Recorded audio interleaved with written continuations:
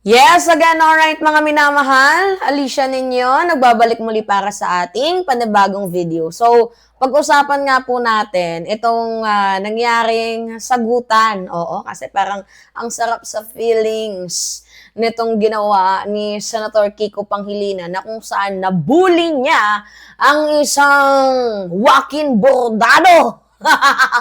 'Di ba? Nasa Senator Robin Hood Padilla. Patungkol nga po dito sa issue ng arrest warrant dito nga po kay Senator Ronald Bato de la Rosa. You know what mga minamahal, for the short briefing, hindi dapat ginagawang heaven or safe space ni Senator Ronald Bato de la Rosa ang Senado. Ikalawa, meron pong obligasyon ang Pilipinas sa Interpol coordination. And besides that, mga minamahal, hindi absolute na merong immunity itong si Senator Ronald Bato de la Rosa. Kagaya nga ng sabi ko, hindi dapat ginagawang safe haven ni Bato de la Rosa itong Senado. At ngayon, merong ini-insist ang mga DDS na wala naman tayo dito sa ICC, nakaalis na tayo. Yes, totoo, nakaalis na tayo, but we are a member also of the International Criminal Court. I mean, Interpol, International Police. 'Di ba? So anyway, ito, mga minamahal, meron kasi tayong tinatawag na rule of law versus political protection, which is yan din po yung itatakald natin maya-maya after nga po nitong video na ipapakita ko sa inyo na kung saan binuli at mukhang hindi nakakaintindi ng Ingles itong si Senator Robin Hood Padilla dito nga po sa sinasabi ni Senator Kiko Pangilinan. So anyway, valid nga talaga na merong warrant of arrest itong si Bato dahil yung ICC mismo ay nagsalita na. Anyway, panoodin muna natin tong video na kung saan nagtaasan na ng boses itong si Bato de la Rosa at itong si Kiko Pangilinan. 'Di ba? Alright. Mga minamahal, Alicia ninyo. Sige, panoorin natin to. So satisfying. Alright. You have the floor, Senator Padilla. Ginoong Pangulo, gusto ko naman pong ibalita sa ating mga kasama na naging maganda po ang responde ng Commission on Human Rights sapagkat kaninang umaga po nakipagpulong sila sa atin at nakipagpulong po sila sa USAA at kay Senator Bato de la Rosa patungkol po sa nangyari na karahasan at pang-aabuso sa karapatang pantao ng ating mga kasama dito sa Senado. Pangalawa, gusto ko lamang din pong iparating sa ating mga taong bayan na magkakaiba po ang kaso ni Senator Trillanes at Senator De Lima sa kaso po ni Senator Bato. Dahil si Senator Bato... Kaya nga magkaiba yung kanilang kaso. Kaya nga dapat mas hulihin itong si Bato. Kasi si Bato, sa aking pagkakaalam, mamamatay tao. Si De Lima, talagang ginawan lang ninyo ng kwento para makulong dito.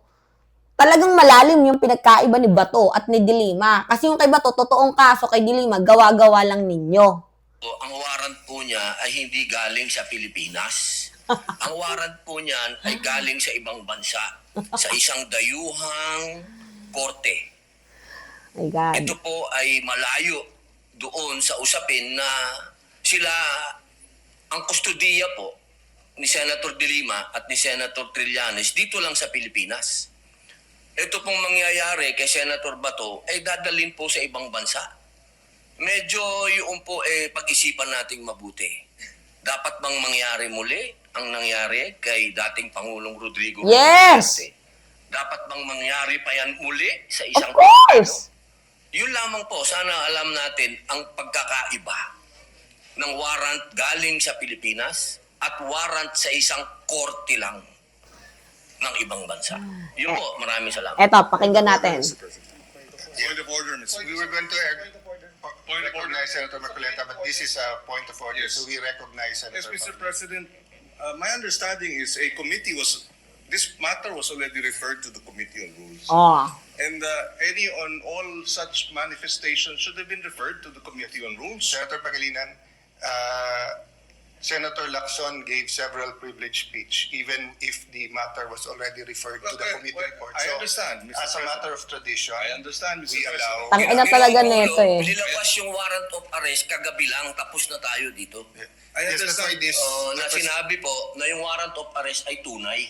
I understand, Mr. President, and therefore I'm appealing that perhaps this matter should be tackled in the committee rather than in this in plenary, so that we can address other concerns, Mr. President. The appeal- And for the record, Paano natin pag-uusapan yung ibang...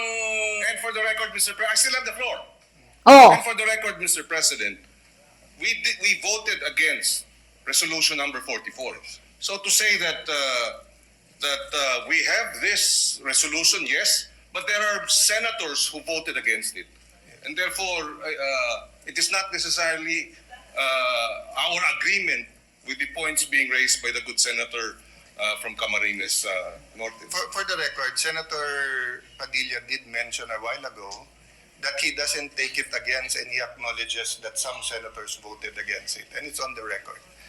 Having said that, the appeal is noted, but I just like to mention that we usually give each other leeway depending on the importance of the matter. anyway. Gets ninyo, mga minamahal. Ito yung sinasabi na if you will like a clown, you will get a circus. 'Di ba? Mahirap talaga kapag hindi naintindihan ni Senator Robin Hood Padilla yung batas. Imagine, plenary session, pag-uusapan yung tungkol sa arrest warrant tungkol kay Senator Bato de la Rosa. Napada namang na magkaroon ng committee. Anyway, maawa ka naman, Robin Padilla, sa taxpayer. 'Di ba? Na, because we feel robbed. Ninakawan kami because of your acts. 'Di ba, na puro katarataduhan, no sense, kineme, 'di ba? So anyway, ito, pagpaliwanag natin sa inyo kasi mayroong post itong isang abogado na si Dean Mel Santa Maria. Basahin ko na lang sa inyo ha. Sabi niya, seriously, think about this. If person charge a co-perpetrator against crimes against humanity for murder and attempted murder is allowed to further stay in the Senate building, the Senate will be the only institution under the Constitution that allow its offices as hideout or sanctuary of the people charged with one of the most horrible universal crime in the name of protocol. Parang nagiging taguan ng mga pugante ang Senado kapag inalaw ninyo itong si Bato de la Rosa na hindi hulihin. So, so-called Senate Protective Custody, kasi may tinatawag na protocol na Senate Custody. Meron pang isang tinatawag dyan, mga minamahal, yung rule of law versus protocol.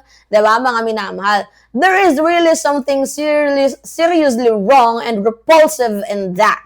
It suggests a kind Senate tradition not based on the sanctity of the Senate, halls as pillars of democracy, but more a convenient hideout, sanctuary, safe haven on its own, escaping the law. Anyway, pagpaliwanag ko na lang sa inyo. Yung post, mga minamahal, ni Attorney Dean Mel Santa Maria, ang pinupunto niya na hindi dapat ginagawang taguan ng mga pugante ang Senado. Kasi unang-una, meron tayong obligasyon sa Interpol because we have a coordination. Hindi pa tayo umaalis doon. Kahit umatras na ang Pilipinas sa ICC 2019, nananatili pa din ang usapin ng ICC ay maaaring magkaroon pa rin ang jurisdiction sa mga krimen habang miyembro pa tayo ng Pilipinas sa Rome Statute. Ano ibig sabihin yan, mga minamahal? Ang iniimbisigahan lang dito is from 2019 above. Diba? Oo. Hindi. From 2019 pababa. Diba? Yan lang yung iniimbisigahan. Hindi yung 2019 pataas. Walang pakialam ang ICC sa mga nangyaring patayan ng 2019 pataas. Up to the present. Ang pakialam nila is yung 2019 hanggang 2011 na tayo ay miyembro ng Rome Statute. So, kung may request or notice na ipanadala sa pamamagitan ng Interpol, maaaring makipag-coordinate ang bansang Pilipinas, ang ating Philippine Authority. So, ang argumentong ito, hindi lang po ito simpleng foreign interference, but because ang usapin na to ay dahil po sa umiiral na international law mechanism at police cooperation system. So, mayroon po tayong cooperation. Pangalawa, hindi dapat ginagawang absolute immunity 'di ba, ng isang senador na wala naman 'yan sa Constitution. Wala, oo, yung may tinatawag tayong parliamentary courtesy, kineme, blah, blah, blah. Walang ganon, hindi absolute na mayroong immunity ang isang senador. 'Di ba? So, ang parliamentary immunity ng isang senador sa Pilipinas ay limitado lamang. Protection sa protection sa speeches, debate sa Senado. At mga kasong mababang parusa noong mga lumang konsepto ng legislative immunity. So, hindi blanket immunity laban sa criminal process. Gets ninyo? Pangatlo, hindi dapat ginagawang safe space or heaven, diba, ng mga pugante ang Senado. Yan yung pinaka-diin natin dyan. At yan po yung nakasaad sa post ni Atty. Din. So, ang sinasabi ni Atty. Din Mel, kapag ginamit ang Senado para iwasan ang pag-aresto or pagharap sa legal na proseso, parang nagiging sanctuary, parang nagiging hideout or shield ng mga akusado, ang Senado. Okay, pag mayroon ulit susunod na kaso, tago tayo sa Senado kasi protektado tayo. Kaya nga sinasabi niya sa kanyang post na it is very repulsive or nakakabahala ito sa ating democratic institution. Ngayon, bakit sinasabi ng iba na irrelevant ang issue ng ICC jurisdiction? May dalawa kasing magkasalungat na legal na pananaw nito. Sa panig ng ICC critics, wala daw jurisdiction dahil umatras na tayo. Yan yung panig ng mga DDS. Diba? Labag ito sa sovereignty. Ngayon, tayo naman dito sa neutral phrases, may jurisdiction pa din ng ICC sa alleged crimes against humanity bago ang withdrawal. Kasi ang iniimbestigahan is from 2019 above. From 2019 hanggang 2011. So, pinayagan ng Rome Statute ang framework, kaya magpapatuloy pa kayo ng investigation at possible mechanism. Ngayon, ano ba yung core issue nito? Meron tayong tinatawag na rule of law versus political protection. Sa madaling salita, ito talaga yung pinakasentro ng debate. Kasi parang hindi nagkakasundo ang PNP, CIDG, Ombudsman dito, 'di ba? Kasi kung ordinaryong mamamayan na may warrant sa international case, dapat niyang harapin ang proseso, 'di ba? Or dapat bang bigyan ng protection, special protection dahil ba senador siya? Parang magkaiba pag legal na tao, ordinaryong tao, hulihin. Pero pag senador, may protection. Kaya nga sinasabi ng critics kapag protektahan ng Senado dahil sa miyembro ito ng legal process or may tinatawag tayong may interparliamentary courtesy, paano na yung batas para sa mamamayang Pilipino? Diba? Paano na yung mga susunod? Gets? So, anyway, to make the long story short, valid po and legal po ang process. Kailangan meron pong cooperation ng Philippine authorities dito sa Interpol at malinaw ang enforcement mechanism. Sa madaling sabi, na medyo hindi nagigets ni Robin Padilla kasi bobo siya. Gets niyo? Anyway, mga minamahal, yun po. It's me again, Alicia ninyo. Nagbabalik muli para sa ating panibagong video. Maraming salamat at ingat, mga kababayan.